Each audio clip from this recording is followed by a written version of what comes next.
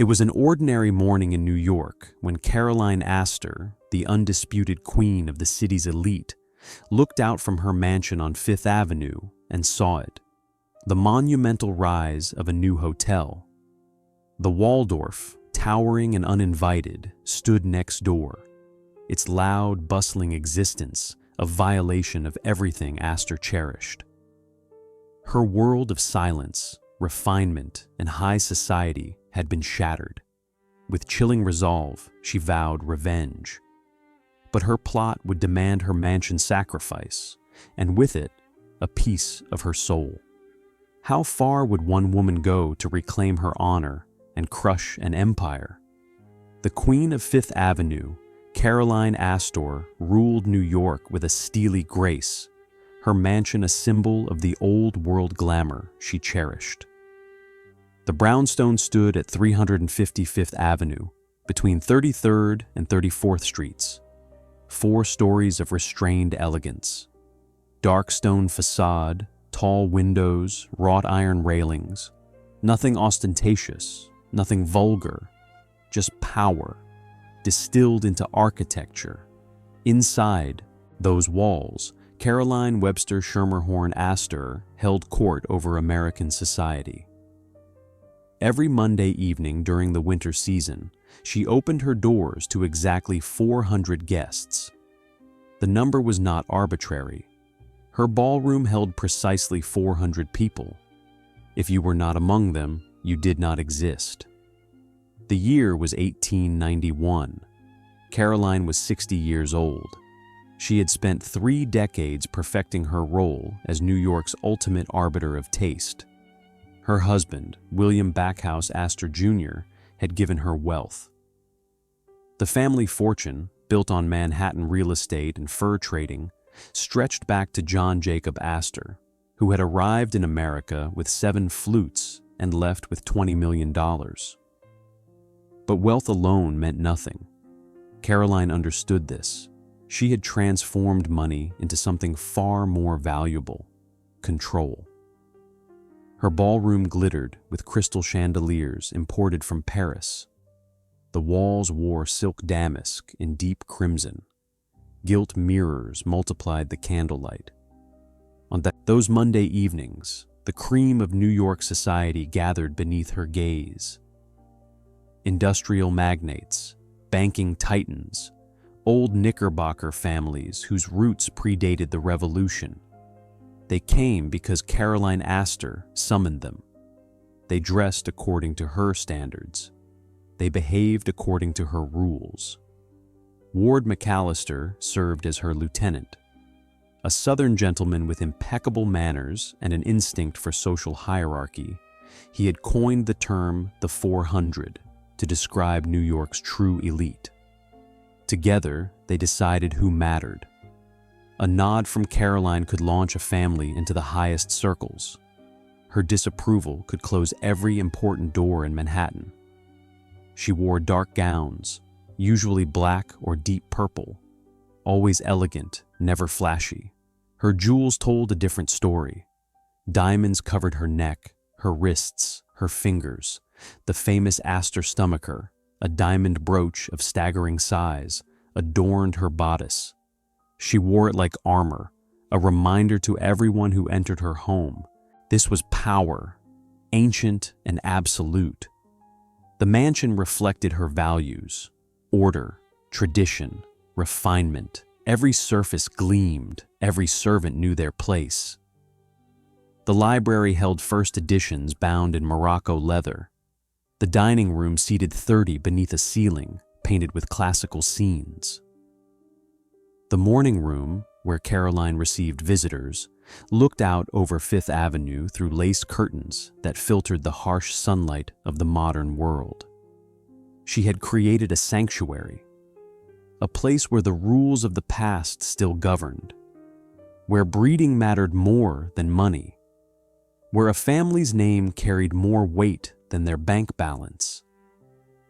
New money families, the Vanderbilts and their kind, had to prove themselves worthy over decades before Caroline would acknowledge them. She moved slowly, deliberately, always maintaining the fiction that society could be controlled, that change could be managed, that the old ways would endure forever. Her children had been raised in this world. Tifre survived to adulthood. Her daughter, also named Caroline, had married into the British aristocracy. Her son, John Jacob Astor IV, showed promise.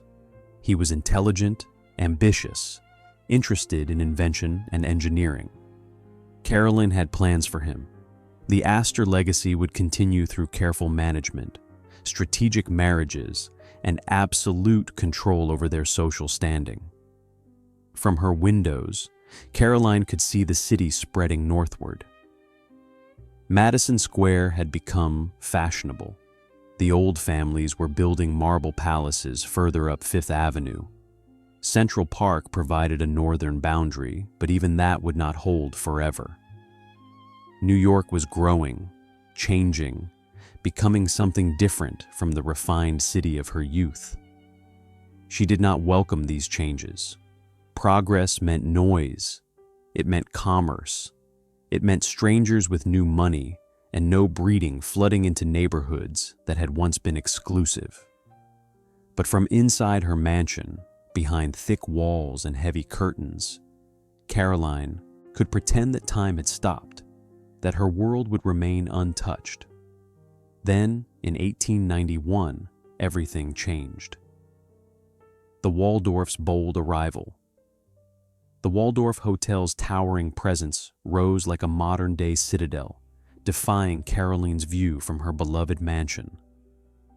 William Waldorf Astor was Caroline's nephew by marriage. He was also her greatest enemy. The two had circled each other for years.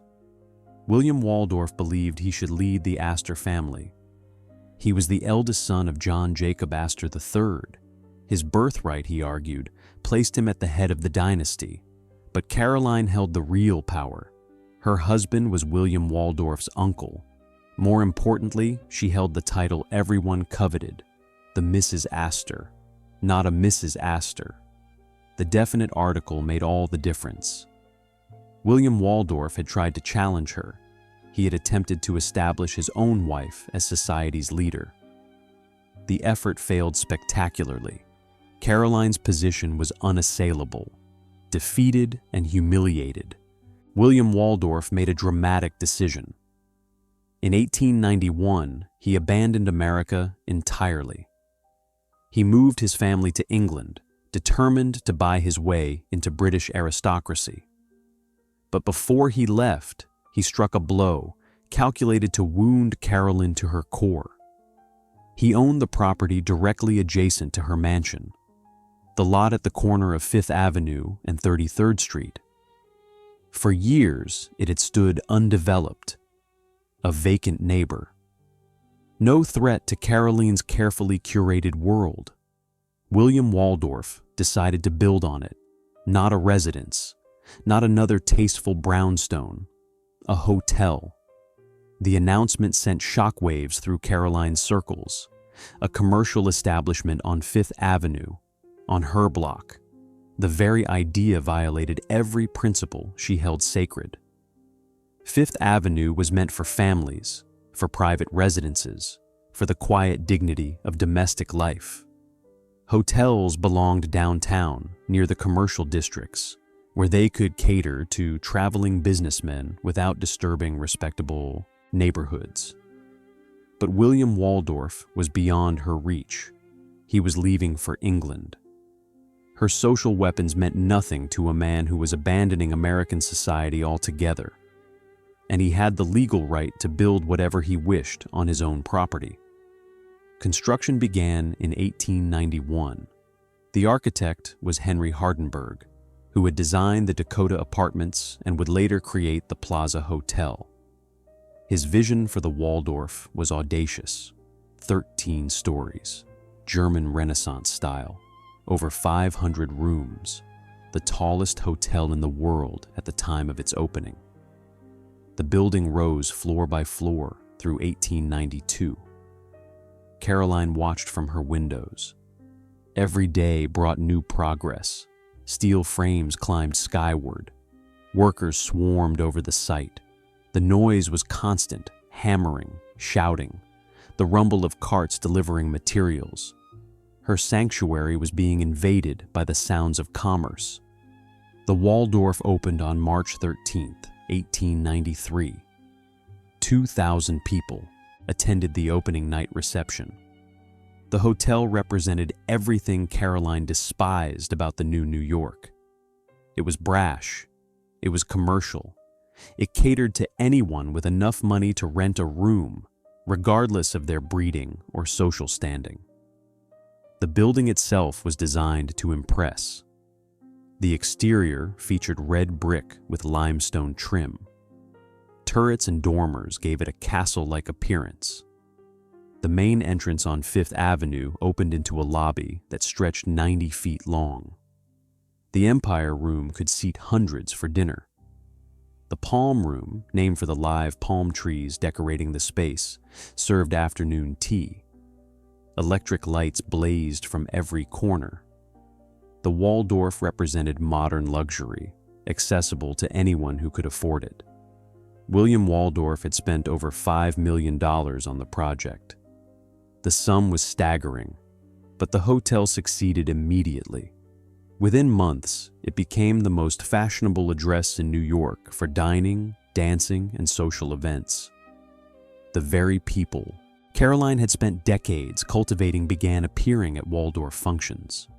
Her own guests were defecting to the enemy next door. The humiliation was unbearable. Every time Caroline looked out her windows, she saw the Waldorf looming.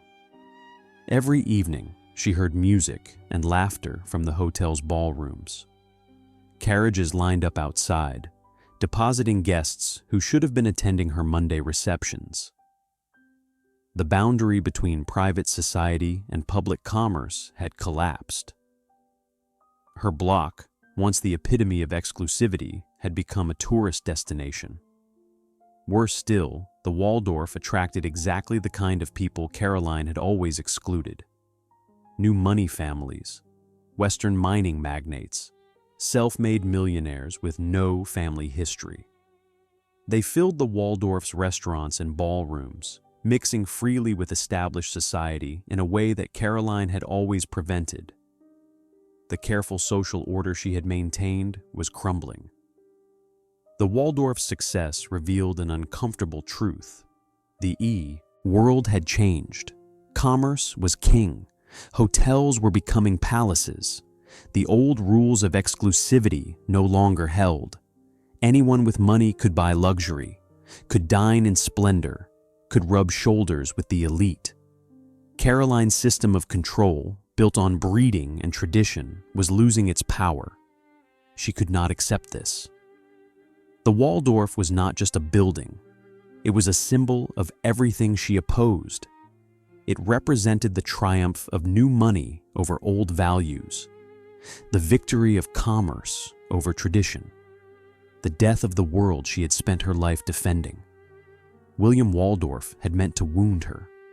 He had succeeded beyond his wildest dreams. But Caroline Astor was not a woman who accepted defeat. If her nephew could build a hotel, so could she. If he could use architecture as a weapon, she would do the same. She would not just match his creation. She would overwhelm it, crush it, make it irrelevant. The war had begun, the spark of revenge. It was an act of war. Caroline Astor felt the walls of her world close in as she saw the Waldorf's bustling crowds invade her sanctuary. The first year after the Waldorf opened was torture. Caroline tried to maintain normalcy. The Monday receptions continued. She wore her diamonds. She smiled at her guests. But everyone knew. Everyone could hear the music from next door. Everyone could see the carriages lined up at the Waldorf's entrance, while her own front steps stood empty. The shame ate at her. In private, she confided to her closest friends that the situation was intolerable. The noise, the crowds, the constant reminder that her nephew had bested her. Some days she could not bring herself to look out the windows. The sight of the Waldorf towering over her modest brownstone was too painful. Her health began to decline. She was 62 years old in 1893. The stress manifested physically: headaches, sleepless nights, a constant tension that no amount of laudanum could ease. Her physicians recommended rest, perhaps a trip to Europe, a season at a spa. But Caroline refused to flee. Running away would be an admission of defeat. Instead, she plotted. The idea came slowly, forming over months of bitter contemplation. William Waldorf had built a hotel. Fine, she would build one too. But hers would be larger, grander, more luxurious. It would dwarf the Waldorf, making his creation look provincial by comparison. There was only one problem: she had no land. The Waldorf occupied William Waldorf's property. Her own mansion sat on a single lot. Even if she tore down the brownstone, the footprint would not be large enough for the kind of hotel she envisioned. The solution was radical. She would need her son's help. John Jacob Astor IV was 29 years old. He had recently married Ava Willing, a Philadelphia beauty who had quickly become one of New York's most prominent society women. The young couple lived in a mansion at 65th Street and 5th Avenue, far north of the increasingly commercial Midtown district. They had no need for Caroline's property, but Caroline knew her son. He was ambitious, he understood business, and he had been as humiliated by William Waldorf's victory as she had been. She made her proposal over dinner. They would build a hotel together. It would rise on the site of her beloved mansion. The brownstone that had been the center of New York society for 3 decades would be demolished. In its place, a hotel would rise that would make the Waldorf look insignificant. They would call it the Astoria. John Jacob understood immediately. This was not just about business. This was about legacy, about proving that the main line of the Astor family was superior to William Waldorf's branch, about reclaiming the family honor that his cousin had stolen. But the decision required an enormous sacrifice from Caroline. Her home, the ballroom where she had ruled New York society, the rooms where her children had been raised, the library, the morning room, the dining room where she had presided over countless dinners. All of it would be destroyed, torn down, erased, replaced by a commercial building where strangers would sleep and dine and conduct business. Friends urged her to reconsider, destroy the mansion, the very symbol of her power. It was madness, but Caroline had made her choice. The Waldorf had stolen her peace. It had undermined her authority. It had invaded her world. She would respond by destroying that world herself, on her own terms, and building something that would render the Waldorf obsolete. The newspapers got wind of the plan in 1894. Society columnists were delighted. The feud between the Astor cousins had been the talk of New York for years. Now it was escalating into an architectural war. Reporters speculated about the proposed hotel's size, its cost, its design.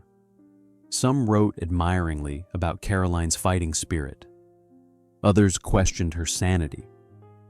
Tearing down one of Fifth Avenue's most famous residences, it seemed like an act of spite rather than sound business judgment. But Caroline was committed. She consulted with architects. She reviewed plans. She calculated costs. The Astoria would be larger than the Waldorf, taller, more luxurious. It would have more rooms, grander ballrooms, finer restaurants. Every detail was designed to overshadow William Waldorf's creation. There was another consideration. The two hotels would share a wall. They would be physically connected. Some architects suggested that, with proper planning, they could eventually be merged into a single complex, the Waldorf-Astoria. The hyphen joining the two names would symbolize the reunification of the Astor family under Caroline's leadership. William Waldorf would be forced to acknowledge that his creation only achieved true greatness when combined with hers. John Jacob embraced the project enthusiastically. He saw it as a way to prove himself. His father, William Backhouse Astor Jr., had been content to clip coupons and collect rents. John Jacob wanted more. He was interested in technology, in progress, in modernization. A state-of-the-art hotel would be the perfect vehicle for his ambitions. Mother and son formed a partnership. Caroline would provide the land. John Jacob would provide additional financing and oversee the construction. Together, they would create a monument that would stand for generations. The Astor legacy would be secured. The family's supremacy would be re-established. William Waldorf's insult would be avenged. In 1894, Caroline made her final appearances at 350 Fifth Avenue. The Monday receptions ended. She held one last dinner party in the dining room. She walked through the empty ballroom where she had reigned for so many years. Then she turned her back on the mansion and moved uptown to a new residence at 65th Street and Madison Avenue. Further from the noise, further from the crowds, further from the Waldorf. The demolition crews moved in almost immediately. The mansion must fall. Caroline Astor's ultimate revenge was not just about destruction, it was about transformation. Her mansion would be the sacrifice. The wreckers came in the summer of 1894. Caroline refused to watch. She had already moved to her new home, a grand but soulless mansion far uptown. She did not want to see the brownstone torn apart, the home where she had spent 30 years of her life, where she had raised her children, where she had built an empire of social control. It was better to remember it as it had been.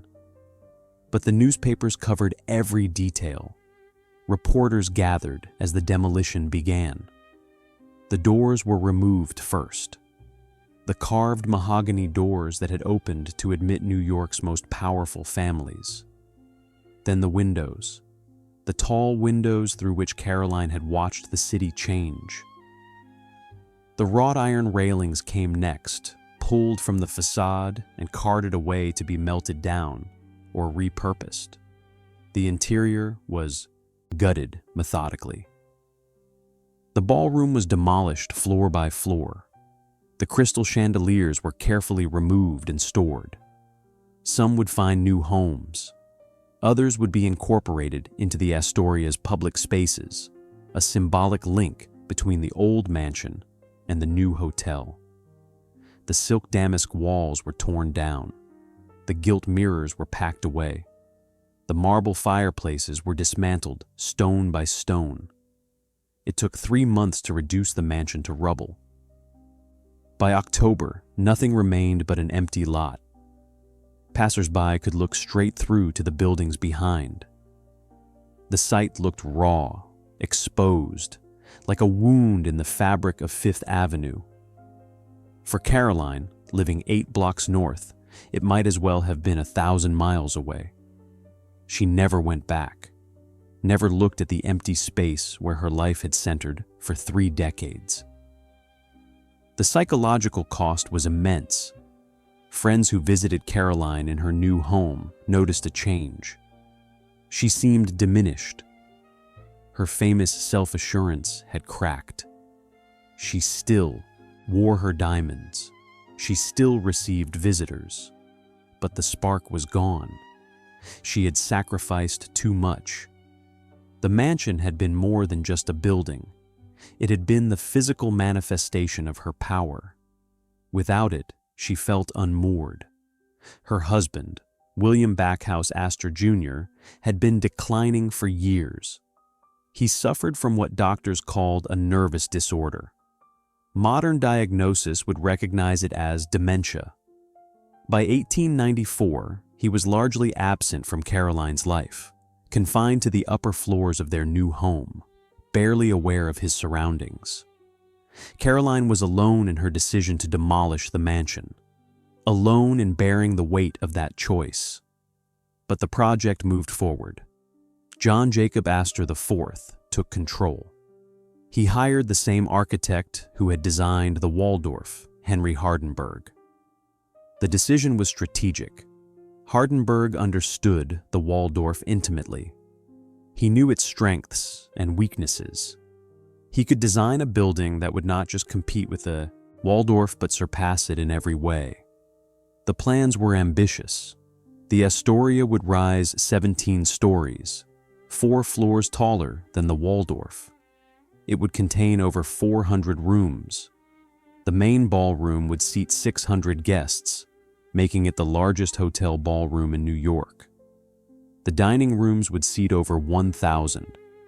The kitchens would employ 300 staff.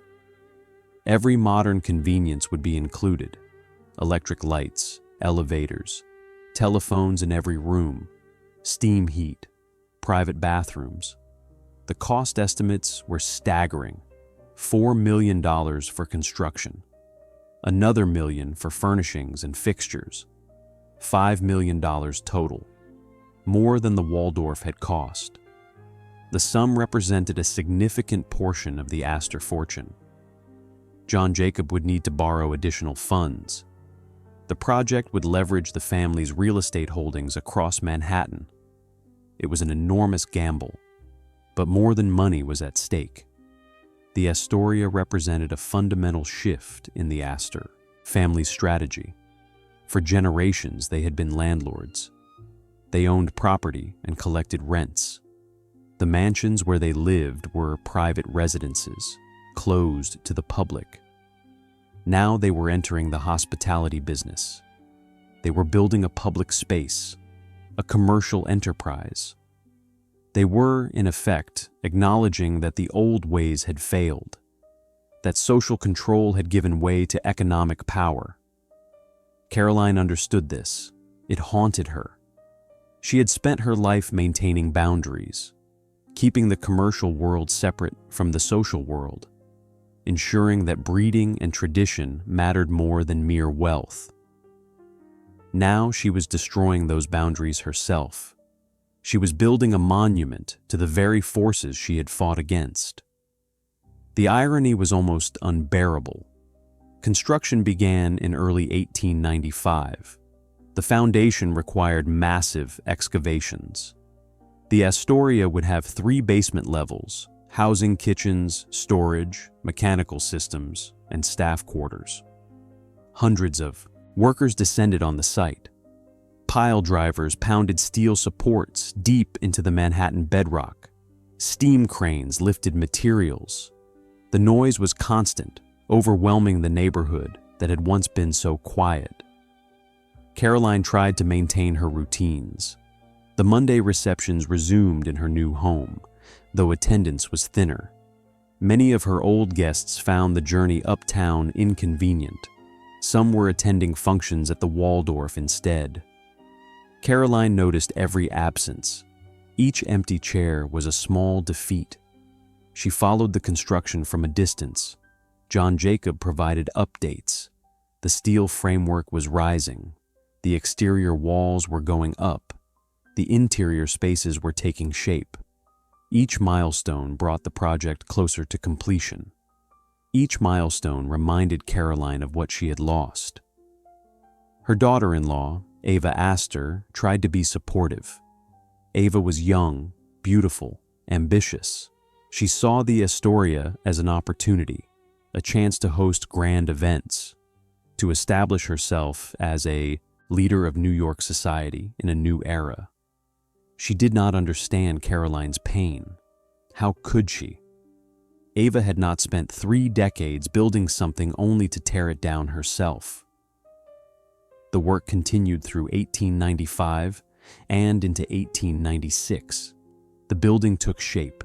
17 stories of red brick and limestone, turrets and gables echoing the Waldorf's design, a grand entrance on Fifth Avenue, massive windows flooding the interior with light. It was magnificent. It was overwhelming. It was exactly what Caroline had ordered, and it filled her with a deep, inexplicable sadness. Because she knew the truth. She was not building this hotel to reclaim her power. She was building it because her power was already gone. The Waldorf had already won. The world had already changed. The Astoria was not a victory. It was a surrender dressed up in stone and steel. But she could not stop now. The project had its own momentum. Millions had been spent. Hundreds of workers depended on continued employment. The Astor reputation was at stake, so Caroline kept silent. She wore her diamonds. She smiled at her guests, and she waited for the Astoria to rise. The family's divide, behind every great decision, was a family divided. Caroline's son, John Jacob Astor IV, had his own plans for the future. John Jacob Astor IV was not the son Caroline had raised, or rather, he was exactly the son she had raised, but the world had changed too much for her original vision to remain intact. As a child, he had been bookish and mechanical. While other boys played with toy soldiers, John Jacob built working models of engines and bridges. He studied mathematics and physics. He attended Harvard but left after 2 years, bored by the classical curriculum.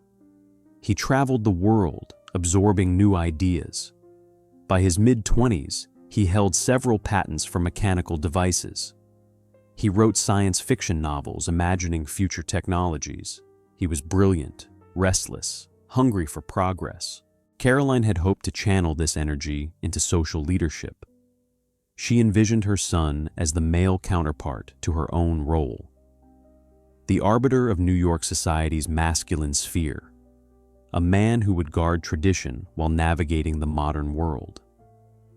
Instead, John Jacob became exactly the kind of person Caroline had spent her life keeping at bay, an innovator who valued ideas over breeding, progress over tradition, utility over elegance.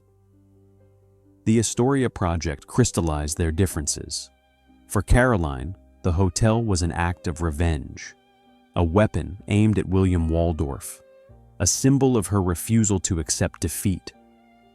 But for John Jacob, it was something else entirely. It was a business opportunity, a chance to apply modern principles to hospitality, an experiment in luxury and efficiency. He threw himself into every detail. He studied hotels in London and Paris during his travels. He analyzed the Waldorf's operations, identifying inefficiencies and opportunities for improvement. He consulted with engineers about elevator systems, electrical layouts, plumbing configurations. He met with chefs about kitchen design. He interviewed architects about acoustics in ballrooms. He approached the project like a puzzle to be solved, a machine to be perfected. Caroline found his enthusiasm exhausting. She wanted the Astoria to make a statement. John Jacob wanted it to make money. She cared about appearances. He cared about systems. She wanted to know how the public spaces would look. He wanted to know how the laundry facilities would operate. They were building the same structure, but living in different realities. The conflict became acute when John Jacob proposed innovations that Caroline found distasteful. He wanted individual bathrooms in every guest room. Caroline thought this was excessive, even vulgar. A shared bathroom on each floor was sufficient, as in the finest European hotels. But John Jacob insisted. American guests expected convenience. Private bathrooms would be a selling point. He won the argument, but Caroline resented the victory. He wanted to include commercial shops on the ground floor, boutiques selling luxury goods, perhaps even a pharmacy. Caroline was appalled. The Astoria was meant to be elegant, refined, exclusive, not a shopping arcade. But John Jacob pointed out the revenue potential. Renting retail space would offset operating costs. Again, he prevailed. The ground floor plans were amended. Their most bitter dispute concerned the connection between the Astoria and the Waldorf. John Jacob wanted to create a physical link, a corridor on each floor, allowing guests to move freely between the two hotels. Combined, they would form the largest hotel in the world. The synergies would be enormous, but Caroline balked. Connect her hotel to William Waldorf's creation? Allow the two to be seen as equals? It felt like surrender. John Jacob pressed his case logically. William Waldorf had moved to England permanently. He had no interest in managing the Waldorf. The hotel's operators were businessmen, not Astor rivals. Combining the properties made financial sense. It would maximize occupancy and shared services. It would create a landmark that would define Fifth Avenue for generations. Caroline understood his arguments. She simply did not care. Logic and efficiency were not the point. The Astoria was supposed to humiliate William Waldorf, not cooperate with his building, but she was no longer in control. John Jacob had invested his own money in the project. He was managing the construction. He would oversee the operations. His vision would prevail. Ava Astor sided with her husband. She saw the Astoria as a business venture, not a social statement. She wanted it to succeed commercially.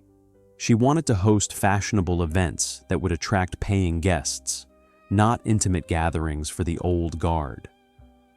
She and John Jacob formed a united front against Caroline's more conservative instincts. The generational divide was stark. Caroline represented the old New York, a city of families, traditions, social hierarchies, a place where status was inherited and guarded. John Jacob and Ava represented the new New York, a city of opportunities, innovations, fluid boundaries, a place where money talked louder than breeding. Caroline's entire life had been dedicated to preventing this transformation. Now her own son was accelerating it. In private, she confided her frustrations to old friends. Ward McAllister, her longtime social lieutenant, listened sympathetically but offered little comfort. He too was aging. His influence was waning. The 400 seemed quaint in an era when 1,000 people could buy their way into a hotel ballroom. Caroline felt isolated, betrayed by the very forces she had unleashed. But she could not abandon the project. To do so would be to admit defeat completely, to acknowledge that William Waldorf had won. So she continued to participate, attending meetings, reviewing plans, offering opinions that were increasingly ignored. She watched her vision slip away, replaced by something more practical, more modern, more profitable, something that would succeed in the new century, but would erase the world she had loved. John Jacob did not intend to hurt his mother. He respected her accomplishments, but he could not live in her past. He had his own life to build, his own legacy to establish. The Astoria would be his monument, not hers. It would reflect his values, his vision, his understanding of what New York was becoming. Caroline had demolished her mansion to make room for this project, but she was losing control of what would rise in its place. The construction continued. The hotel took shape, and the distance between mother and son grew wider with each passing month. The Waldorf-Astoria, dream or nightmare? The Waldorf-Astoria would rise, but the price of its creation was steep, more than anyone had anticipated. By late 1896, the Astoria Hotel neared completion. The exterior was finished. 17 stories of red brick and limestone, adorned with turrets and gables that match the Waldorf next door. The two buildings now formed a continuous facade along Fifth Avenue, creating a wall of luxury that dominated the block. Passers-by stopped to gawk. This was unprecedented. Two massive hotels side by side, representing the pinnacle of modern hospitality. But inside, chaos reigned. The finish work was proving more complex and expensive than anyone had anticipated. Marble needed to be installed in hundreds of bathrooms. Wallpaper needed to be hung in over 400 guest rooms. Carpets needed to be laid in miles of corridors. Crystal chandeliers needed to be wired and hung in the ballrooms. Kitchens needed to be equipped with the latest cooking technology. The coordination required was staggering. John Jacob Astor discovered that building a hotel was fundamentally different from building a mansion. A mansion could be finished room by room over years if necessary, but a hotel needed to open as a complete functioning unit. Every system had to work simultaneously. The elevators, the plumbing, the electrical, the heating. If one system failed, the entire operation would collapse. The technical complexity far exceeded his initial estimates. The budget overruns were severe. The original estimate of $5 million proved wildly optimistic. By late 1896, costs had climbed to nearly $7 million. Furnishing the rooms cost more than expected. The custom carpets and draperies were more expensive than budgeted. The kitchens required specialized equipment that was difficult to source. Labor costs had risen as construction boomed across Manhattan. Every week brought new bills, new unexpected expenses, new demands for additional funds. John Jacob found himself borrowing heavily. He mortgaged Astor properties across Manhattan. He took loans from New York banks. He leveraged his inheritance to cover the shortfalls. The project that was supposed to establish the family's supremacy was now threatening their financial stability. Friends advised him to slow down, to finish the project in phases. But John Jacob refused. The Astoria would open complete and perfect, or not at all. Caroline watched from a distance, increasingly alarmed. The project she had initiated was consuming her son. John Jacob worked 18-hour days. He visited the construction site daily. He reviewed every decision, approved every purchase, solved every problem. His health suffered. He lost weight. His face grew gaunt. Ava worried about him but could not slow him down. He was obsessed with making the Astoria succeed. The newspapers followed every development. Society reporters speculated about the hotel's features. Would it match the Waldorf's opulence? Would it surpass it? Some columnists wrote admiringly about the Astor family's ambition. Others questioned the wisdom of the project. Two massive hotels on the same block seemed excessive. Would there be enough demand to fill all those rooms? Or had the Astors overreached? In October 1896, William Waldorf Astor's representatives approached John Jacob with a proposal. The two hotels should be formally connected and operated as a single entity, the Waldorf-Astoria. One name, one operation, shared management. The synergies would be obvious. Combined, the hotels would have over 900 rooms, the largest hotel complex in the world. They could pool resources, coordinate services, present a unified brand to the traveling public. John Jacob saw the logic immediately. This was the culmination of his vision, but he knew his mother would object. She had built the Astoria to overshadow the Waldorf, not to merge with it. Combining the hotels would mean acknowledging William Waldorf's creation as an equal partner. It would mean surrendering the rivalry that had motivated the entire project. He delayed the decision through the fall of 1896. The Astoria was scheduled to open in November. There was no time for extended negotiations, but John Jacob knew that operating the hotels separately would be inefficient. The staffing would be duplicated. The purchasing would be separated. The marketing would be fragmented. From a business perspective, a merger was essential. Caroline learned of the proposal in late October. She was horrified. Merge with the Waldorf? Create a hyphenated name that placed William Waldorf's hotel first? It was unthinkable. This was betrayal.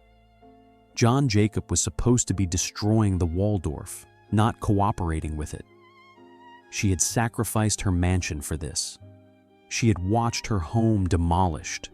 She had moved uptown, away from everything familiar, and now her son was proposing to throw away the victory she had bought at such terrible cost. She confronted John Jacob in his office. The argument was bitter.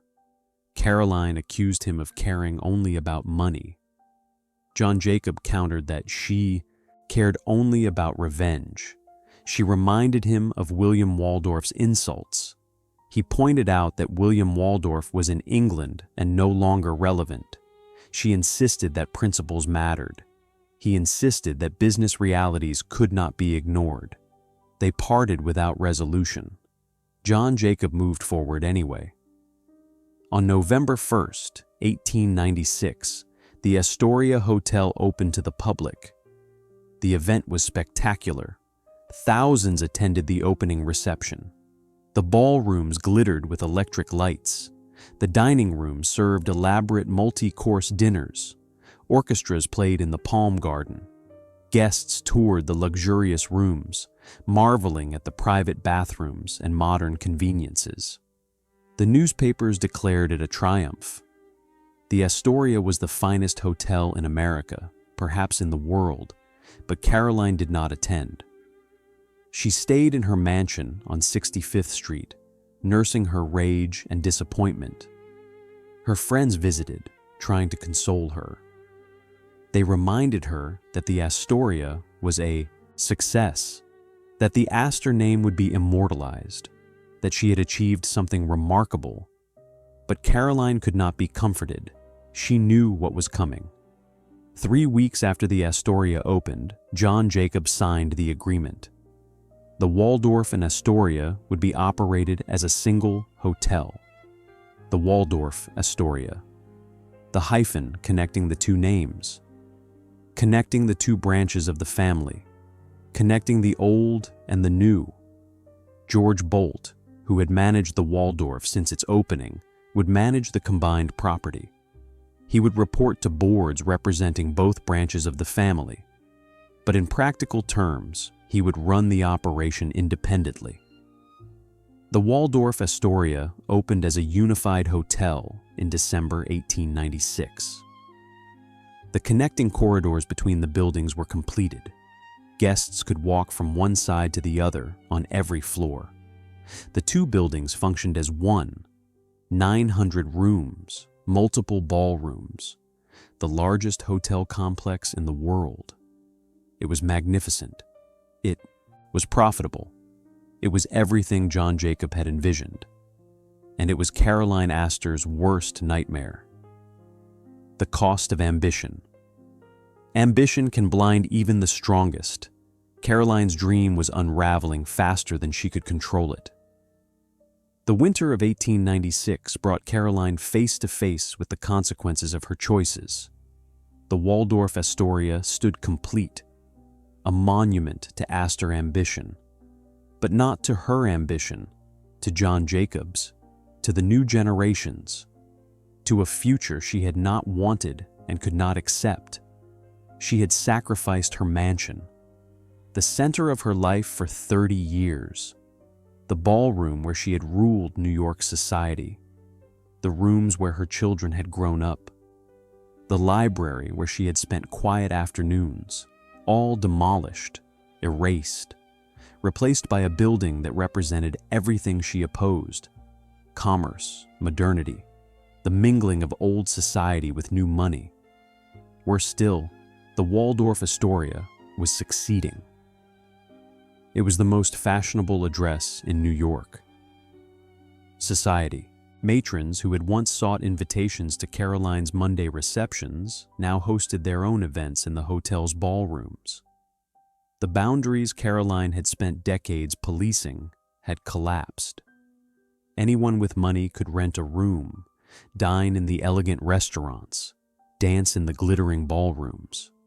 Exclusivity, the cornerstone of Caroline's power, had been rendered obsolete. The financial cost was equally severe. The final accounting showed that the Astoria had cost over $7 million to build and furnish. John Jacob had borrowed heavily to cover the overruns. The family fortune, while still enormous, had been significantly diminished. The annual income from Astor properties across Manhattan was substantial. But servicing the debt on the Astoria would consume a large portion of those revenues for years to come. John Jacob seemed unconcerned. The Waldorf-Astoria was generating impressive revenue. Room rates were high. The restaurants and ballrooms were constantly booked. The hotel was profitable almost from the moment it opened. In time, it would pay for itself and generate returns that would dwarf the initial investment. But this long-term perspective offered Caroline no comfort. She had not sacrificed her home to create a successful business. She had done it to win a war, and she had lost. Her health deteriorated through the winter. She was 65 years old. The stress of the past 5 years had taken a physical toll. She suffered from nervous exhaustion. Her sleep was disturbed. She had frequent headaches. Her physicians prescribed rest, but rest was impossible. Every time she closed her eyes, she saw the Waldorf-Astoria looming over the empty space where her mansion had stood. Her husband's condition worsened simultaneously. William Backhouse, Astor Jr.'s dementia, progressed to the point where he no longer recognized Caroline. He spent his days in a haze, confused and frightened. The man who had given her wealth and status had become a stranger. She cared for him dutifully, but the emotional connection was gone. She was alone, surrounded by servants and well-wishers, but profoundly isolated. Her relationship with John Jacob remained strained. They were civil in public. They appeared together at family occasions, but the warmth was gone. Caroline felt betrayed. John Jacob felt constrained by her refusal to accept reality. Ava tried to mediate, but succeeded only in making both parties feel misunderstood. The family that had been united in opposition to William Waldorf now fractured under the weight of their own success. Caroline's social position declined as well. The Monday receptions at her uptown mansion continued, but attendance was sparse. The journey from Midtown to 65th Street was inconvenient. Many of her old guests found it easier to attend functions at the Waldorf-Astoria instead. The hotel was centrally located. It offered entertainment and dining, as well as dancing. It was simply more attractive than Caroline's formal, old-fashioned gatherings. Ward McAllister, her social lieutenant for so many years, died in 1895. His death removed one of the pillars supporting Caroline's world. The 400, that exclusive list of New York's true elite, seemed quaint and dated without McAllister's constant promotion. New lists appeared in newspapers and magazines, lists of fashionable people based on wealth and visibility rather than breeding. Lists that included names Caroline had never acknowledged. She watched her carefully constructed social order disintegrate. The Vanderbilts, once considered too vulgar for polite society, now hosted some of New York's most coveted events.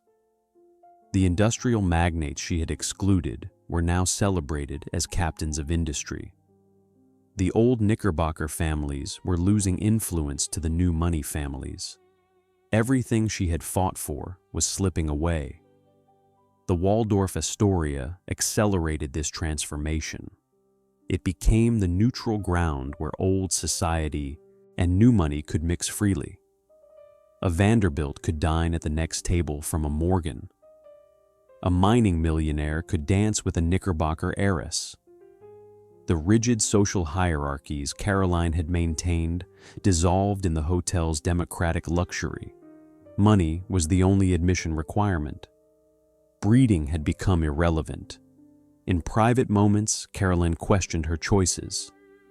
Should she have simply endured the Waldorf's presence, maintained her dignity through indifference rather than revenge? She had thought that building a larger hotel would restore her power. Instead, it had given her enemies new weapons. The Waldorf-Astoria was a monument, but not to her. It represented the new New York, commercial, democratic, forward-looking, everything she had opposed. Friends visited, offering condolences and encouragement. They reminded her of her accomplishments. She had ruled New York society for 3 decades. She had set standards that others followed. Her legacy was secure. But Caroline knew the truth. Her legacy was the Waldorf-Astoria, a building she had helped create but could never control. A symbol of her defeat dressed up as a victory. She began to withdraw from public life. The Monday receptions became less frequent. She declined invitations to other people's events. She spent more time at her summer estate in Newport, Rhode Island. There, at least, she could maintain the illusion that the old world still existed, that society still followed rules, that breeding and tradition still mattered. But even Newport was changing. The summer colony was becoming more commercial. Hotels were being built to accommodate tourists. The beaches that had once been the exclusive preserve of the wealthy were becoming public. The old families who had summered there for generations were being crowded out by newcomers. There was no escape from the forces transforming American society. John Jacob, meanwhile, thrived. The Waldorf-Astoria was succeeding beyond his expectations. He was celebrated in the press as a visionary businessman. He expanded his interests into other areas. He invested in railroads and real estate. He continued inventing, securing more patents for mechanical devices. He wrote articles and gave speeches about the future of technology. He was young, wealthy, influential. He had everything Caroline had wanted for him, except her approval. The distance between them grew. Caroline could not celebrate his success because it represented her failure. John Jacob could not understand her bitterness because he had achieved exactly what he set out to accomplish. They lived in the same city, shared the same bloodline, bore the same name, but they inhabited different worlds. As the century drew to a close, Caroline Astor found herself a relic in her own lifetime. The queen of a court that no longer existed, the guardian of rules no one followed. She had fought to preserve her world and had succeeded only in destroying it herself. A family shattered. As the construction continued, Caroline and John Jacob's relationship hit its breaking point, with the weight of their differing dreams too much to bear. The turn of the century should have been a moment of triumph. The Waldorf-Astoria had established itself as the premier hotel in America. It hosted presidents and European royalty. Industrialists conducted business in its private dining rooms. Society weddings filled its ballrooms. The Astor name was synonymous with luxury and sophistication. Everything John Jacob had envisioned had come to pass. But for Caroline, the new century brought only deeper exile. She was 69 years old in 1900. Her husband, William Backhouse Astor Jr., died that year. The death was a release for both of them. He had been barely conscious for the final 2 years of his life, lost in the fog of dementia. Caroline grieved, but the grief was complicated by relief. She was finally free from the burden of caring for a man who no longer knew her. Matsia's funeral was a grand affair. Old New York turned out to honor one of their own, but the event highlighted how much had changed. Many of the mourners were strangers to Caroline, the new generation of Astors, John Jacob's friends from business and society, people who had never attended Caroline's Monday receptions. The funeral became a stark reminder that her era had ended. John Jacob inherited the bulk of his father's estate. He was now one of the wealthiest men in America. His personal fortune exceeded $100 million. The figure was almost incomprehensible. With that wealth came even more independence. He no longer needed Caroline's approval or involvement. He made decisions without consulting her. He pursued projects she never heard about until they were announced in the newspapers. The breach between them became public knowledge. Society columnists wrote delicately about the generational differences in the Astor family. Friends took sides. Some defended Caroline, arguing that John Jacob was too focused on business and not respectful enough of tradition. Others supported John Jacob, claiming that Caroline was clinging to an outdated social order. The family's internal conflict became fodder for gossip. Caroline's other children offered little comfort. Her daughter, Caroline Astor Wilson, lived in London. They corresponded, but the distance was too great for meaningful support.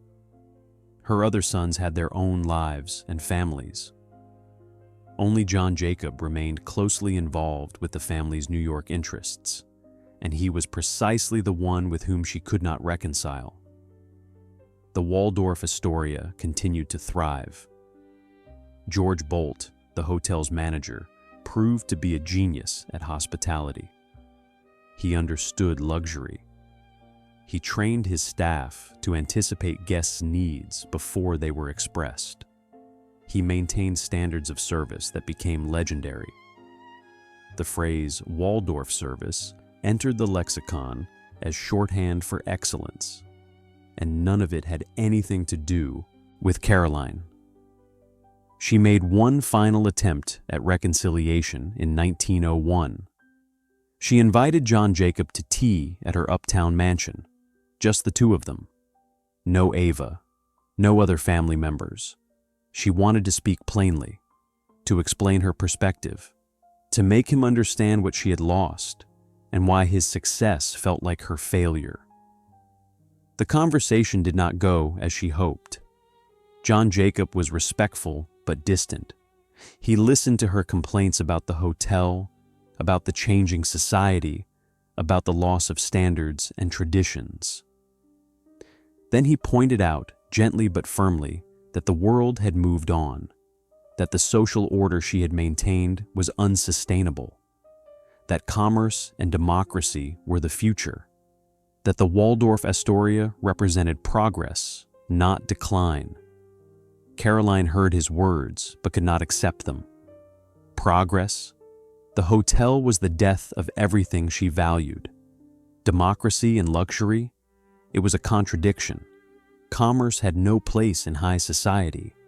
She had spent her life building walls to keep the commercial world at bay.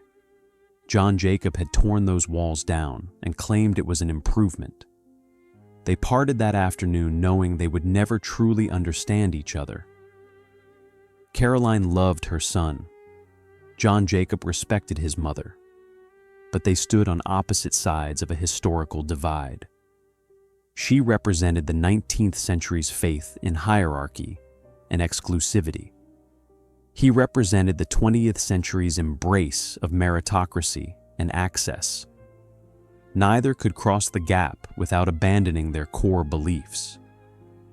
Ava Astor tried to maintain a relationship with Caroline. She visited regularly. She invited Caroline to dinners and parties, but the visits were strained. Ava was everything Caroline was not. Young, beautiful, modern. She wore the latest fashions. She attended theater openings and art exhibitions. She hosted events at the Waldorf-Astoria that mixed politicians, artists, businessmen, and socialites. She embodied the new New York that Caroline found so alien. Caroline's isolation deepened. She spent more time in Newport. The summer estate offered refuge. The old families still summered there. The routines were familiar. She could pretend for a few months each year that nothing had changed. But the pretense became harder to maintain. Even Newport was modernizing. Automobiles appeared on the streets. New hotels opened. The exclusivity was eroding. Her health continued to decline. The nervous exhaustion never fully lifted. She developed heart problems. Her physicians recommended rest and quiet. She took their advice, withdrawing further from public life. By 1903, she rarely appeared at social events. The invitations still came, but she declined most of them. The effort of maintaining appearances had become too exhausting. John Jacob, meanwhile, was living a life of adventure and innovation. He traveled the world. He experimented with the new automobiles, becoming an enthusiastic motorist. He invested in the early development of airplanes. He wrote more science fiction, imagining technologies that would not be realized for decades. He was restless, brilliant, always looking forward. He had no interest in preserving the past. The contrast between mother and son was painful. Caroline, trapped in memories of a lost world. John Jacob, racing toward an unknown future. They shared blood and name and fortune, but they had nothing else in common. The family that had been united in building the Waldorf-Astoria was shattered by the success of that project. In 1904, Caroline made a significant decision. She would move permanently to Newport. New York held too many painful memories. The city she had ruled no longer existed. Fifth Avenue, where her mansion had stood, was becoming increasingly commercial. More hotels were being built. Office buildings were rising. The residential character was disappearing. There was no point in staying. She sold her uptown mansion and moved to Beechwood, her estate in Newport. The move felt like surrender, like admitting that she had lost the war. But it also brought relief. In Newport, she could surround herself with people who remembered the old days, who understood the world she had tried to preserve, who did not constantly remind her of her failure. John Jacob did not object. In some ways, he was relieved. His mother's presence in New York had been a constant reproach. Her disapproval hung over his successes. With her in Newport, he could fully embrace his role as the head of the Astor family in New York. He could make decisions without worrying about her reaction. He could be his own man. But the separation came at a cost. The family was officially fractured. Mother and son saw each other rarely. They exchanged polite letters. They maintained the appearance of family unity. But the emotional connection was broken. Caroline had sacrificed her mansion to win a war. In the end, she had lost not just the building, but her relationship with her son. And the last days of the Queen. As the Waldorf-Astoria loomed over her, Caroline's world had crumbled into ruins, her mansion's memory fading beneath the shadow of progress. The final years of Caroline Astor's life were marked by a peculiar kind of silence. She had spent decades at the center of noise and activity, the Monday receptions, the constant stream of visitors, the orchestras and laughter from her ballroom. Now, in Newport, silence surrounded her. The waves crashed against the rocks below Beechwood. Gulls called overhead, but the human voices were few. She was 73 years old in 1907. Most of her old friends had died. Ward McAllister had been gone for over a decade. The women who had competed for invitations to her Monday receptions had either passed away or retired to their own estates. The younger generation did not seek her out. They attended events at the Waldorf-Astoria instead. They looked to Ava Astor for social leadership. Caroline had become a historical figure while still alive. She maintained some routines. She dressed formally every day, though she rarely left her rooms. Her maids helped her into the dark gowns she favored. They clasped the diamond necklace around her neck. The famous Astor stomacher still adorned her bodice. But there was no one to see these displays of wealth and status. She wore her armor for an invisible audience. Her mind began to slip, not suddenly, like her husband's dementia, but gradually. She would forget names. She would confuse the present with the past. Sometimes she thought she was still living at 350 Fifth Avenue. She would call for carriages to take her to events that had occurred 30 years earlier. Her staff learned to play along. They would tell her the carriage was coming. She would smile and wait. Eventually, she would forget what she was waiting for. On better days, she remembered everything. Those were harder. She would sit by the window, looking out at the Newport landscape, and think about what she had lost. The mansion, the ballroom, the sense of purpose that had driven her for so many years. She had ruled New York society with absolute authority. She had set standards and enforced rules. She had believed that her world was eternal. She had been wrong. News from New York reached her through letters and newspapers. The Waldorf-Astoria continued to flourish. It had become the social center of the city. President Theodore Roosevelt stayed there. European nobility made it their American headquarters. The hotel's restaurants introduced new dishes that became national sensations. Waldorf salad, Thousand Island dressing, eggs Benedict.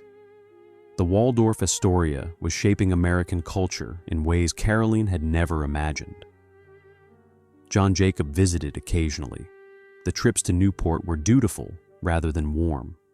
He would spend an afternoon with his mother, updating her on family matters and business affairs. She would listen, or appear to listen, and offer vague responses. Sometimes she did not recognize him.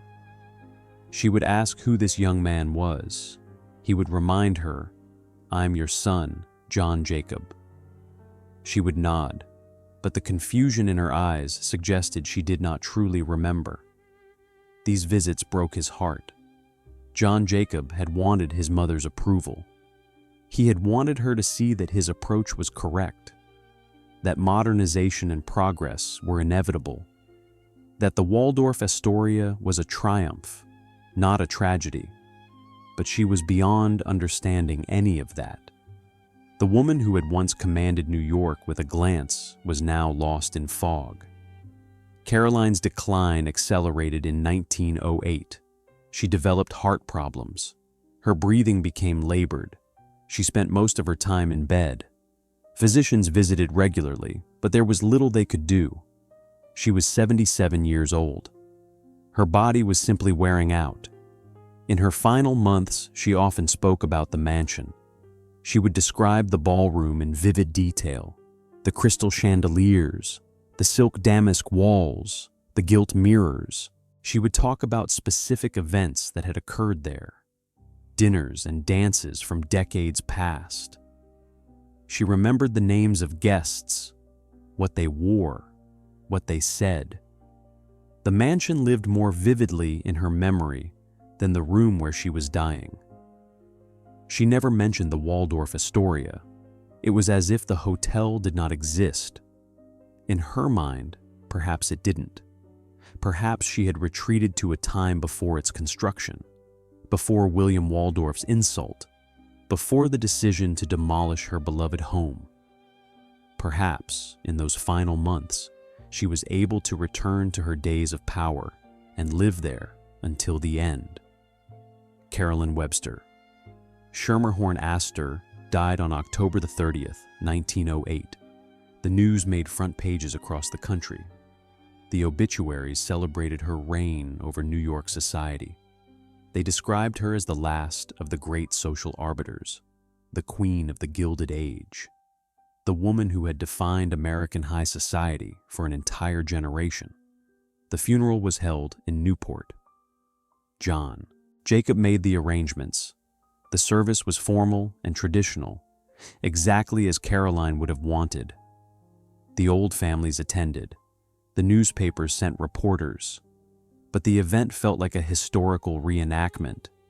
Everyone present knew they were mourning not just a woman, but an entire era. Caroline was buried beside her husband in Trinity Church Cemetery in Manhattan, not far from where her mansion had stood.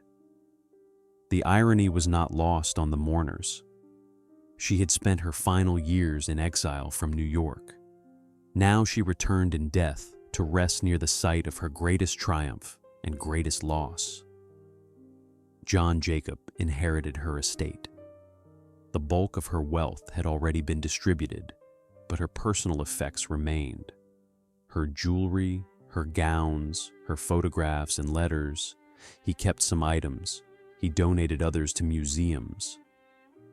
The Astor stomacher, that massive diamond brooch she had worn like a symbol of office, was carefully preserved. It would be displayed as a historical artifact, a reminder of the days when social power could be worn on one's chest. In the weeks after her death, John Jacob reflected on their fractured relationship. He had respected his mother. He had even loved her in his way. But he had never understood her. Her attachment to the past had seemed irrational to him. Her resistance to progress had been frustrating. He had built the Astoria to please her, but it had only driven them apart. Now, with her gone, he could see things more clearly. Caroline had not been wrong. She had simply been fighting forces too large to resist. The transformation of New York from a city of families to a city of commerce was inevitable. The rise of new money over old breeding was unstoppable. The replacement of exclusive society with democratic luxury could not be prevented. She had known this at some level. That was why her resistance had been so fierce. She was not fighting for victory.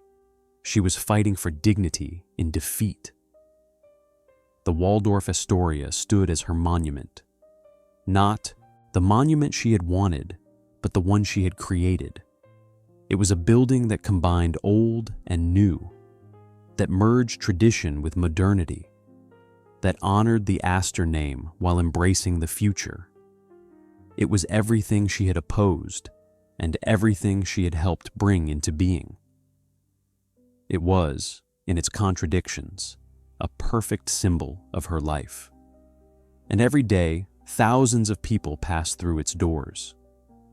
They had no idea whose mansion had been sacrificed to make their luxury possible.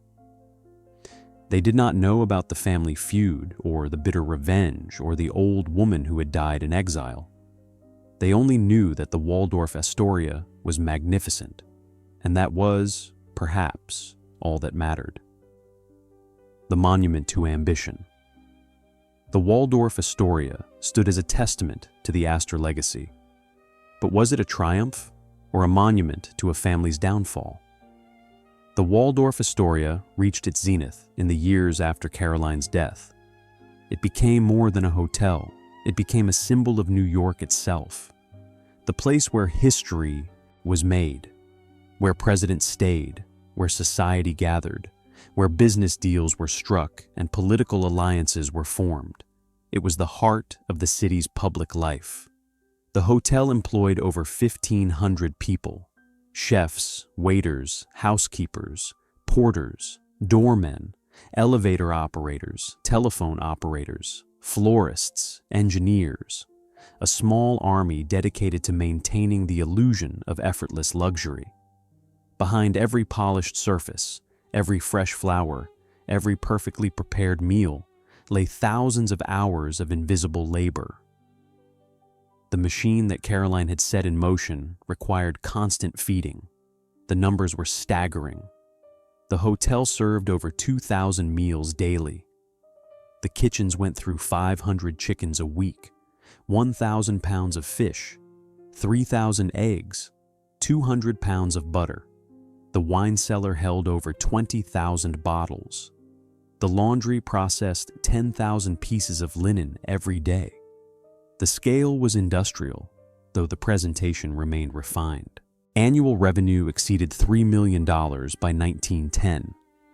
The room rates were the highest in New York. A basic single room cost $5 per night. A suite could run to $50 or more. The restaurants were expensive, but always full. The ballrooms commanded premium rental fees. Every space generated income. The Waldorf-Astoria was not just a hotel. It was a profit machine wrapped in marble and silk. John Jacob Astor watched this success with satisfaction. He had been right. The merger of the Waldorf and Astoria had created something greater than the sum of its parts. The combined property dominated Fifth Avenue. It set standards that other hotels struggled to match. It had become iconic in a way that no single building could have achieved.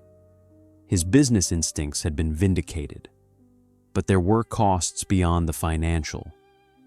The Waldorf-Astoria had transformed Fifth Avenue. What had been a residential street of mansions was becoming a commercial corridor. More hotels were being built. Office buildings were rising. The Waldorf success had proven that commerce could thrive on Fifth Avenue. Other property owners took note. One by one, the mansions were demolished, replaced by commercial structures. The avenue Caroline had loved was disappearing. The social impact was equally profound.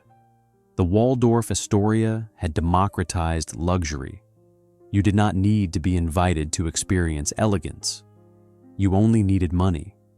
Anyone could reserve a room, dine in the restaurants, attend events in the ballrooms. The barriers Caroline had maintained had been permanently breached. Old society and new money mingled freely in the hotel's public spaces. The careful hierarchies she had enforced meant nothing. Some mourned this transformation. Writers and social critics penned nostalgic essays about the lost world of exclusive society. They remembered when breeding mattered more than wealth, when privacy was valued over publicity, when social life occurred in private homes rather than public venues. They blamed the Waldorf-Astoria for destroying this world. They saw it as a monument to vulgarity disguised as sophistication. Others celebrated the change. They argued that democratizing luxury was progress, that the old social order had been arbitrary and unjust, that wealth created by innovation and hard work was more admirable than wealth inherited from ancestors, that the Waldorf-Astoria represented the best of American values: achievement, ambition, opportunity. To them, the hotel was a triumph of meritocracy over aristocracy. The truth, as usual, was more complex. The Waldorf-Astoria was both monument and warning. It showed what could be achieved through vision and capital, but it also revealed the costs of that achievement: the destruction of community, the loss of privacy, the transformation of human relationships into commercial transactions. The hotel was magnificent, but magnificence came at a price. The building itself began to show its age by the 1920s. The technology that had seemed so modern in 1896 was becoming obsolete. The electrical systems needed upgrading. The plumbing was antiquated. The kitchens were inefficient by contemporary standards. The structure was still sound, but it was no longer at the cutting edge. Newer hotels were being built with more modern features. The location, too, was becoming problematic. Midtown Manhattan was moving northward. The fashionable district was shifting toward 50th Street and beyond. Fifth Avenue in the 30s, once the height of sophistication, was becoming crowded and commercial. The neighborhood that had destroyed Caroline's mansion was itself being destroyed by continued development. In 1929, the decision was made. The Waldorf-Astoria would be demolished. The site would be redeveloped as the Empire State Building. A new Waldorf-Astoria would be built further uptown on Park Avenue. The cycle that Caroline had initiated would complete itself. The hotel built on the ruins of her mansion would itself become ruins. Progress would devour its own monuments. The demolition occurred in 1930 and 31. The same process that had destroyed Caroline's brownstone now destroyed the hotels that had replaced it. The grand ballrooms were torn down. The marble lobbies were dismantled. The crystal chandeliers were removed and stored. Within months, the entire complex was reduced to rubble. The Empire State Building rose in its place, becoming the world's tallest structure. The new Waldorf-Astoria opened on Park Avenue in 1931. It was even larger than the original. Over 2,000 rooms, more ballrooms, more restaurants, more of everything. It quickly became as iconic as its predecessor, but it was a different building in a different era. The original Waldorf-Astoria, the structure born of Caroline's revenge, existed only in photographs and memories. What remained of Caroline's legacy? The hyphenated name, the standards of luxury and service. The idea that a hotel could be more than just lodging, that it could be a social institution, a landmark, a symbol. These concepts, which seemed radical in 1896, had become commonplace. The Waldorf-Astoria had not just succeeded, it had transformed the entire hospitality industry. But at what cost? A family fractured, a woman exiled from her own home, a neighborhood transformed beyond recognition, a social order destroyed.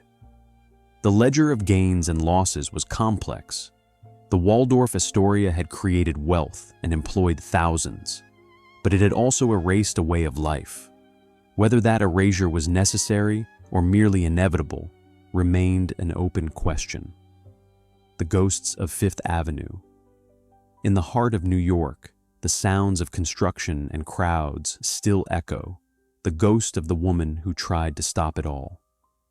Walk down Fifth Avenue today, and you will see no trace of Caroline Astor's world. The brownstones are gone. The mansions have been demolished. The quiet residential street has become a canyon of commerce. Skyscrapers line both sides. Millions of tourists flood the sidewalks annually. The noise is constant. The transformation is complete. The site where Caroline's mansion stood is now occupied by the Empire State Building. Tourists from every nation ride elevators to the observation deck. They take photographs of the skyline. They buy souvenirs in the gift shop. They have no idea that 80 feet beneath them, Caroline Astor once hosted New York's most exclusive social events. The past has been buried under layers of concrete and steel. The original Waldorf-Astoria exists only in photographs and documents. Museum archives hold images of the grand lobbies and elegant ballrooms. Historical societies preserve menus and guest registers. Researchers can study the hotel's operations through surviving records. But the physical structure is gone, demolished to make way for a taller building, which may itself, one day, be demolished for something taller still. This is the nature of New York. Nothing is permanent. Every building is temporary. The city consumes itself constantly, tearing down yesterday's monuments to build tomorrow's landmarks. Caroline understood this. That was why she fought so hard to preserve her world. She knew that once change began, it could not be stopped. She was right. The forces she opposed did not just defeat her. They erased every trace of her existence. Yet ghosts linger. Not supernatural spirits, but memories and influences. The current Waldorf-Astoria, though miles from the original location, still carries the weight of history. When guests check into the Park Avenue building, they are participating in a tradition that stretches back to Caroline's revenge. The standards of luxury and service that define the hotel can be traced directly to George Bolt's management of the original property. The cultural significance of the Waldorf-Astoria, as more than just a hotel, owes everything to those early years on Fifth Avenue. The hospitality industry as a whole carries Caroline's mark. The Grand Hotel, the luxury establishment that serves as a social hub, was an innovation of the Gilded Age. The Waldorf-Astoria demonstrated that hotels could be destinations rather than just accommodations, that they could host the most important events in a city, that they could shape culture and society. Every luxury hotel since has followed this model. Caroline did not intend to create this legacy, but she did. The broader social changes she resisted have become permanent. The democratization of luxury, the blurring of boundaries between old families and new money, the replacement of exclusive social hierarchies with more fluid arrangements based on wealth and achievement. These transformations, which horrified Caroline, are now taken for granted. No one questions whether a self-made billionaire belongs in high society. The question itself seems archaic, but there is a cost to this progress. Something was lost when Caroline's world disappeared. The sense of community that comes from stable social groups, the privacy that private homes provided, the continuity that allowed families to remain rooted in neighborhoods for generations. These values, which Caroline championed, are harder to maintain in a world of constant change and commercial development. Visit the Empire State Building and try to imagine a quiet residential block. Try to picture brownstone mansions with private gardens. Try to conjure the sound of a ballroom orchestra instead of taxi horns. It is almost impossible.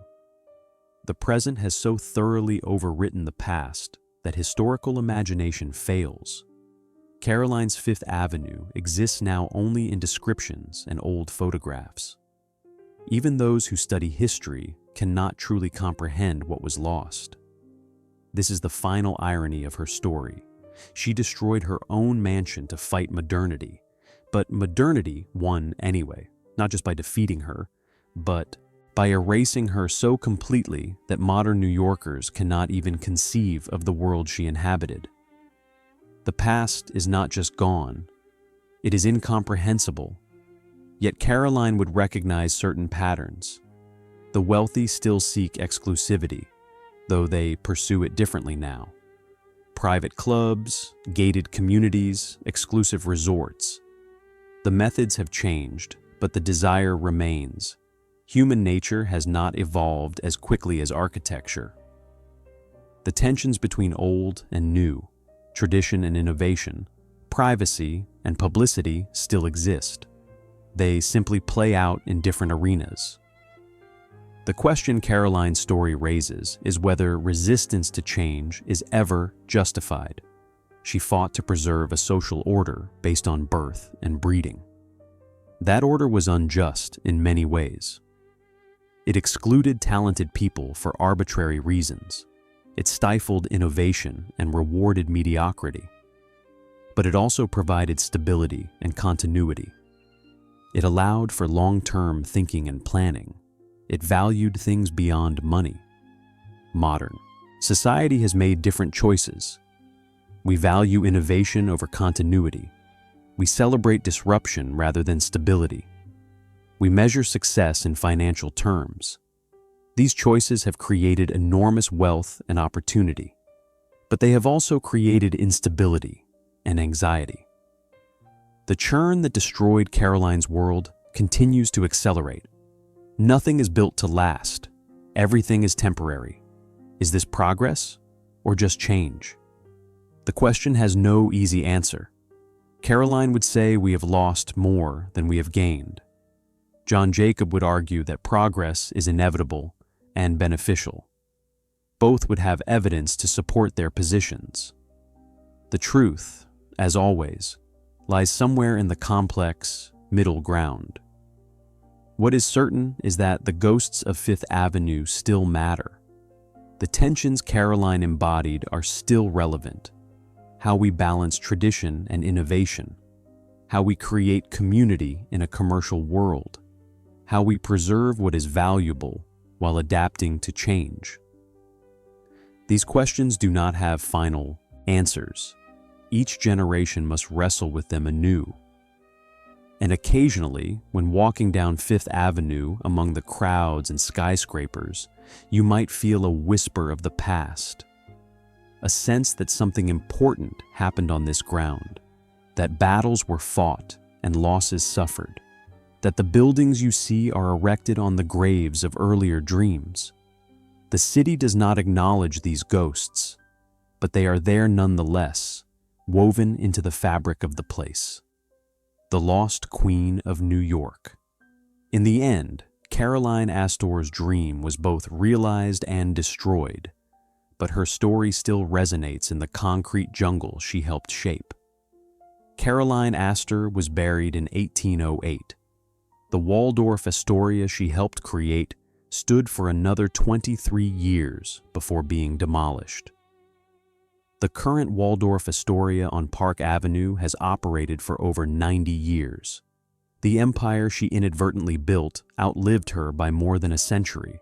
But is this victory or defeat? Consider what she wanted. Caroline sought to maintain a world of order and exclusivity, a place where breeding mattered more than money, where society was controlled by a select few who understood proper standards, where commercial interests remained separate from social life. She built her power on these principles. She enforced them ruthlessly for 30 years, and she believed they would endure forever. Instead, she created the opposite. The Waldorf-Astoria democratized luxury. It merged commercial interests with social life. It established that money, not breeding, determined access to the finest spaces and experiences. It proved that old social orders could be swept away by new business models. Everything Caroline opposed became embodied in the building she helped create. This is the tragedy at the heart of her story. She saw the threat clearly. She understood that William Waldorf's hotel represented a new world hostile to her values. But her response to that threat accelerated the very changes she feared. Building the Astoria, she legitimized the hotel as a social institution. By merging it with the Waldorf, she created a monument to the forces destroying her world. Her revenge became her downfall, yet there is nobility in her failure. Caroline did not surrender quietly. She did not accept inevitable decline with grace. She fought with every weapon at her disposal. She sacrificed her own home, the physical center of her power, to wage war against the future. The sacrifice was futile, but it was not cowardly. She went down fighting.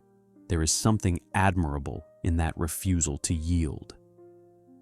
John Jacob Astor IV met a different fate. He survived the demolition of his mother's mansion. He thrived in the world she could not accept.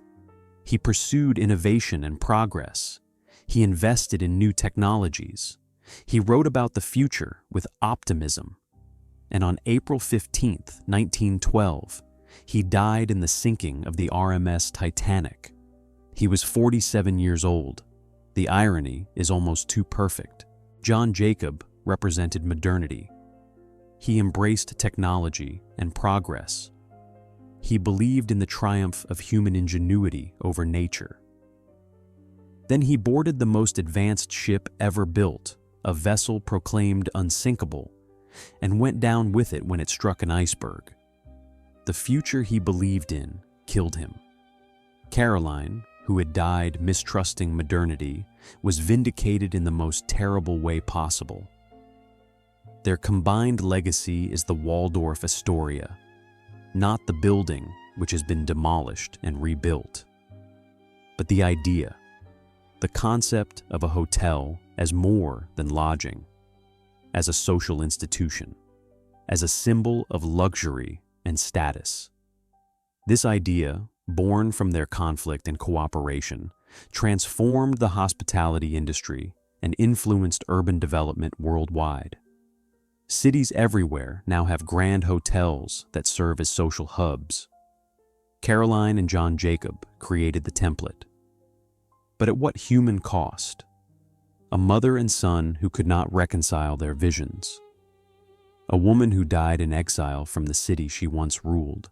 A man who pursued progress into the icy waters of the Atlantic. A family fortune built over generations and partially squandered on an architectural competition. The financial success of the Waldorf-Astoria justified the investment, but the emotional and familial costs could never be recouped. Walk through the current Waldorf-Astoria and you can feel the weight of this history. The grandeur is not just aesthetic, it is purchased with human struggle and sacrifice. Every marble column represents choices made and opportunities lost. Every crystal chandelier reflects decisions that destroyed families and transformed neighborhoods. The beauty is real, but so is the cost. Modern New York is Caroline's nightmare realized. The city is entirely commercial. Real estate is valued only in financial terms. Historic buildings are demolished whenever economics justify it. Community is secondary to profit. The social order based on breeding and tradition has completely disappeared. Everything Caroline feared came to pass. Yet people still come. Millions visit New York every year. They marvel at the skyscrapers. They enjoy the restaurants and hotels. They experience the energy and diversity that comes from constant change. The city Caroline would have hated is the city millions love. Progress has brought opportunities she never imagined. The democratization of luxury has allowed far more people to enjoy beautiful spaces and experiences. The transformation she opposed has created enormous value. So, who was right? Caroline, defending tradition and exclusivity? Or John Jacob, embracing innovation and access? The question assumes they were opposites. Perhaps they were not. Perhaps they were both necessary. The tension between preservation and progress drives civilization forward. We need people like Caroline, guarding what is valuable from the past, and we need people like John Jacob, pushing toward new possibilities. The conflict between them is not a bug, but a feature. What does Caroline Astor's story ultimately reveal? That power is temporary, that change is inevitable, that sacrifices made in anger seldom bring satisfaction, that parents and children see the world differently, that buildings outlast the people who build them, but not forever. That history is written by those who adapt, not those who resist. But also this, that dignity matters, that standing for something even when defeat is certain has value, that the effort to preserve what is good is worth making, even when it fails, that every great city is built on the ruins of earlier cities, and every age must make peace with what it has destroyed to come into being. Caroline Astor was the queen of Fifth Avenue. She ruled her domain with absolute authority. She set standards that others followed.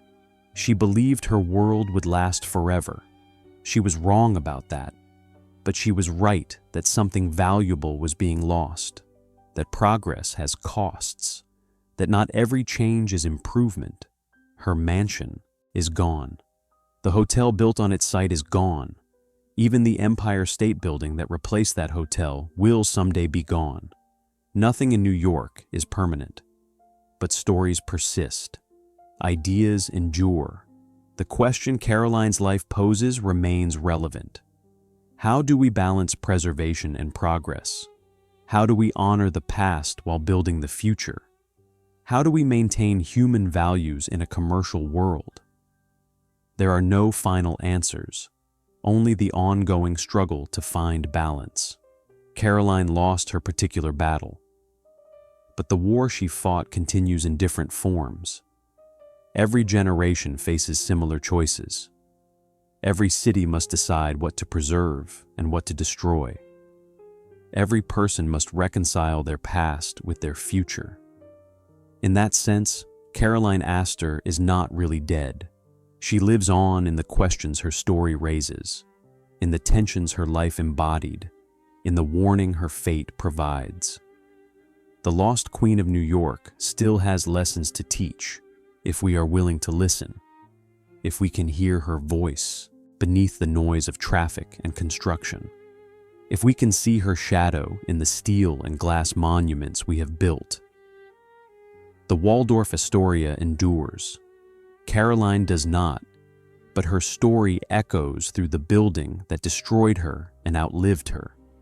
Every guest who checks in, every meal served in the restaurants, every event held in the ballrooms, all of it traces back to a woman who fought to preserve a world and accidentally helped destroy it. That is her legacy. Complex, contradictory, deeply human, and, in its own way, magnificent.